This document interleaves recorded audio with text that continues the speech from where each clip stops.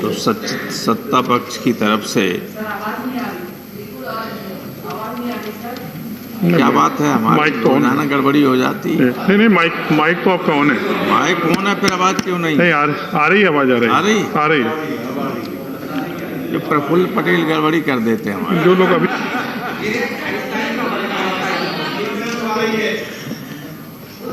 तो कुछ लोग अभी आए तो इसलिए नहीं आ पा रहे। चर्चा शुरू हुई, दीपेंद्र जी ने चर्चा शुरू की।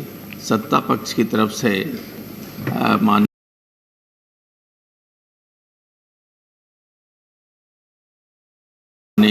सुशील मोदी जी ने बात रखी। मोदी जी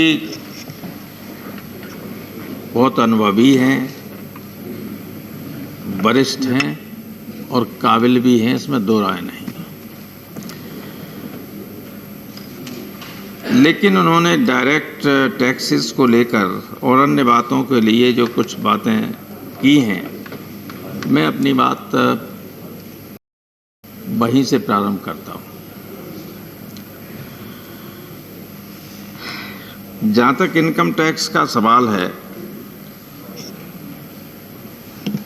मैं आपके माध्यम से माननीय वित्त मंत्री जी से कहना चाहूँगा कि देश के जितने नौकरी पेशा से जुड़े हुए लोग हैं, वो जब भी बजट आता है तो ये उम्मीद करते हैं कि जो इनकम टैक्स का एक स्लैब बना रखा है उन्होंने, उसमें राहत देंगे, उसको और ज़्यादा डिडक्शन की व्यवस्था करेंगे। क्योंकि ये लोग ऐसे हैं जो अपना कोई पैसा छिपा नहीं सकते। जो छिपा सकते हैं उनके पास तरीके हैं छिपाने के, लेकिन जो छिपा नहीं सकते हैं उनको तो राहत दीजिए। ये तो कोई छिपा ही नहीं सकते, सब कुछ आपके सामने है, सब कुछ लिखा पढ़ी में है, सब कुछ इनकम टैक्स रिटर्न में है। क्योंकि अब तो 6वें वित्त आयोग के बाद जो क्लास 4 का एम्प्लॉई है वो भी इनकम टैक्स की सीमा में आ गया है। और जो मोदी जी ने कहा, मोदी जी माने सुशील मोदी जी, जो मोदी जी ने कहा कि हिंदुस्तान में सबसे कम इनकम टैक्स की रेट्स हैं। अमेरिका में आमदनी का 40% है। तो आमदनी वहाँ कितनी है और हमारे यहाँ कितनी आमदनी, ये भी तो देखना पड़ेगा।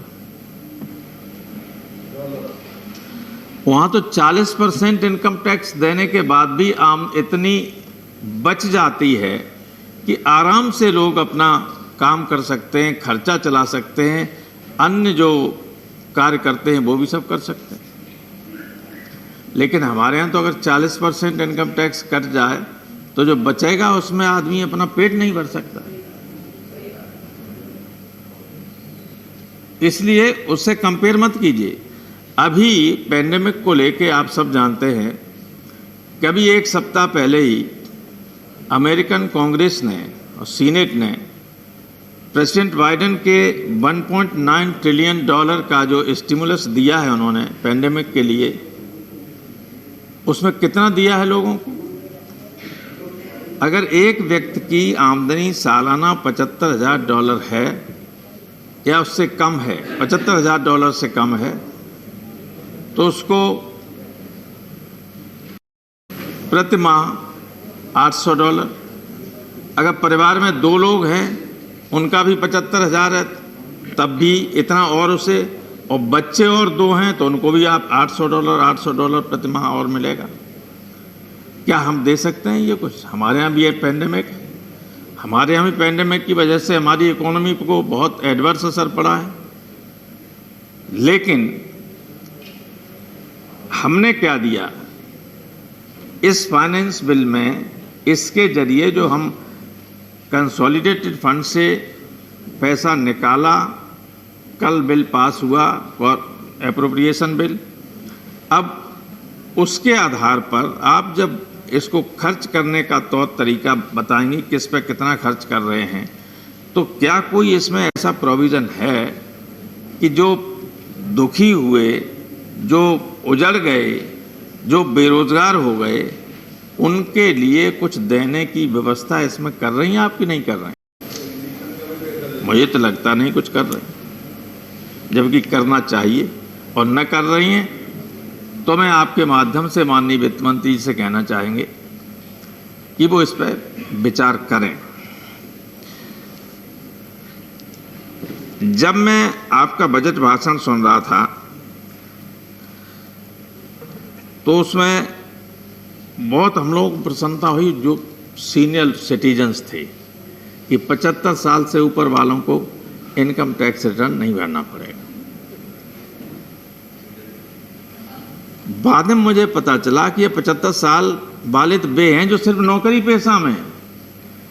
क्या वे सीनियर सिटीजन्स नहीं हैं जो 75 साल से ज़्यादा की उम्र के हैं और किसी पान की दुकान पर बैठे दुकान चला रहे हैं, छोटी सी पंसारी की दुकान चला रहे हैं? इन सबको कुछ राहत देंगे आप कि नहीं देंगे?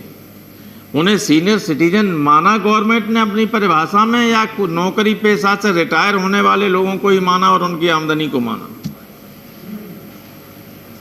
और इसमें तमाम, पहले तो लगता था कि कुछ नहीं, लेकिन उसमें राइडर लग गया कि इतनी आमदनी होगी तब नहीं, और इससे ज़्यादा होगी तो फिर भरना भी पड़ेगा। तो जो अभी विजय साई रेड्डी साहब कह रहे थे कि वो केवल इनकम टैक्स रिटर्न भरने की छूट दी आपने, उसमें इनकम टैक्स में कोई छूट नहीं दी, तो क्या राहत दे दी भाई? इनकम टैक्स तब डिजिटल भर जाता है, कौन सा उसे दफ्तर के चक्कर लगाने पड़ते हैं?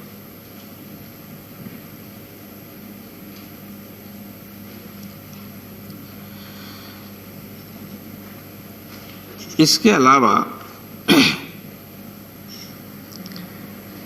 जो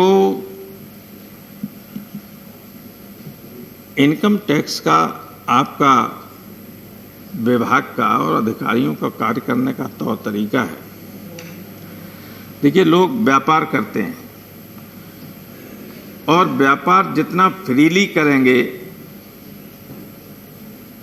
उनका व्यापार जितना बढ़ेगा, देश के राजस्व में उतना ही ज़्यादा वो योगदान कर सकेंगे। लेकिन अगर वो आतंक के माहौल में जिएंगे, अगर उन्हें ये लगेगा कि हर वक्त इनकम टैक्स की रेट का खतरा है, तो फिर क्यों काम करेगा आदमी ज़्यादा? क्यों कमाएगा? क्यों टैक्स देने के लिए काम करेगा? फिर अपना पेट भरने के लिए, अपना परिवार चलाने के लिए, गाड़ी के डीजल पेट्रोल का पैसा बना रहे, इसके लिए काम करेगा?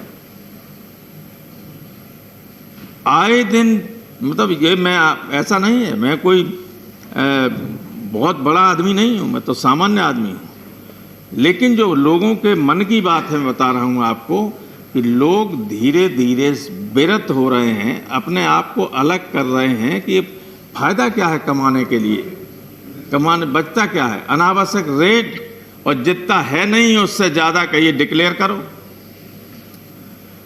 ये तो आपकी जानकारी में भी होगा।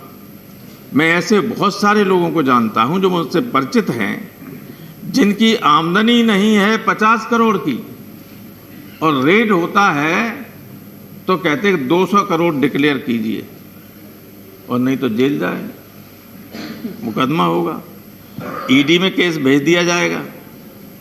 ये आए दिन हो रहा है मैडम, और अगर ये चलता रहा तो सारा माहौल जो होता है बिजनेस का, वो खत्म हो जाएगा देश में। लोग काम करना बंद कर देंगे। और दूसरी बात मोदी जी ने ये कही, सुशील मोदी जी ने, कि डीजल और पेट्रोल पर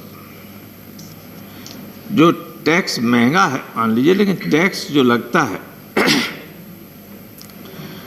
और जिसकी वजह से बहुत ज़्यादा महंगी है पेट्रोल और डीजल, वो राज्यों को और केंद्र में विकास के कामों में ही लगता है। इसका मतलब ये नहीं है कि आप 200 रुपया लीटर कर दें पेट्रोल या डीजल तो उससे लोग एडवर्सली प्रभावित नहीं होंगे। अगर वो विकास के काम में लगता भी है तो वो महसूस नहीं पड़ता है, लेकिन जब आप 1 रुपया भी बढ़ाते हैं तो देश के करोड़ों लोगों को उसी दिन उनकी जेब पर असर पड़ने लगता है, उसी दिन। यादव जी कंक्लूड करना पड़ेगा प्लीज। बस खत्म हो गया? 1 मिनट है। मैं 2 मिनट ले सकता हूं? उसी दिन असर पड़ता है। इसलिए जो टैक्स गवर्नमेंट ले रही है, मतलब आपको पड़ता है 38-40 रुपया और 60-62 रुपया के आसपास टैक्स लेते हैं, राज्य लेते हैं, ये सही है, और केंद्र सरकार भी लेती है। केंद्र से ज़्यादा राज्य सरकारें लेती हैं। लेकिन व्यक्ति को तो परेशानी होती है। राज्य का काम क्या होता है? राज्य का काम होता है जितना अपनी जनता को सहूलियत दे सके, उस पर बोझ न पड़े, उतना काम करे, उतना टैक्स लगाए। इशारा किया था, इशारा नहीं किया था, साहब कहा था, बहुत बढ़िया बात की थी दीपेंद्र ने, जब उन्होंने मानस का एक दोहा, एक चौपाई पढ़ी और ये कहा कि राजा जब टैक्स लगाए, टैक्स ले तो सूरज की तरह ले, सूर्य की तरह, मालूम ही नहीं पड़ता कि किस तरह से पानी सोख लेता है, और दे तो हरा भरा कर दे, सबको प्रसन्न कर दे, सबका मन। लेकिन ये टैक्स किस काम का कि घर से पैसा लेके चला 200 रुपया और पेट्रोल पंप पे पहुंचा तो पता चला कि उसने पेट्रोल डराई, देखे ही नहीं, कहा रात में दाम बढ़ गए। अब वो कह रहा है कितना पैसा, उन्होंने कहा इतना कैसे पैसा, अब इतना पैसा है ही नहीं जेब में, तो क्या निकाले गाड़ी में से वापस। ये स्थिति होती है। इसलिए टाइम नहीं है, मैं इतना कहना चाहता हूं कि तुलसीदास जी ने लिखा है कि दैहिक दैविक भौतिक तापा, राम राज नहीं काहू व्यापा। आप इस तुला पर तौलिए, क्या ये राम राज्य की अवधारणा जो आपकी है सही है? क्या दैहिक ताप से बचा व्यक्ति? पीठ पे लाठी पड़ रही कि नहीं पड़ रही है? Kindly conclude. दैविक पेंडेमिक आ गया और भौतिक अर्थशास्त्र देख जाइए, आर्थिक व्यवस्था रोज चोट पड़ रही है, रोज पिट रहे, भूखों मर रहे हैं, या किसी के पास इतना पैसा है उनको आप छूट दिए चले जा रहे हैं। तो इन सब पे विचार कर लीजिए। और राज्यसभा के पास फाइनेंस बिल में न संशोधन करने का अधिकार है, न रोकने का अधिकार है, न भी ये पास करना चाहें तो 14 दिन बाद वैसे ही पास हो जाएगा, कोई बात ही नहीं। लेकिन फिर भी हम लोग अपनी बात कह सकते हैं। और इसी के साथ मैं आपको धन्यवाद देता हूं कि आपने मुझे 2 मिनट दिए, और माननीय वित्त मंत्री जी को भी कि उन्होंने मेरी बात को सुना, चाहे उस पर अमल करें चाहे न करें। Thank you Yadav ji.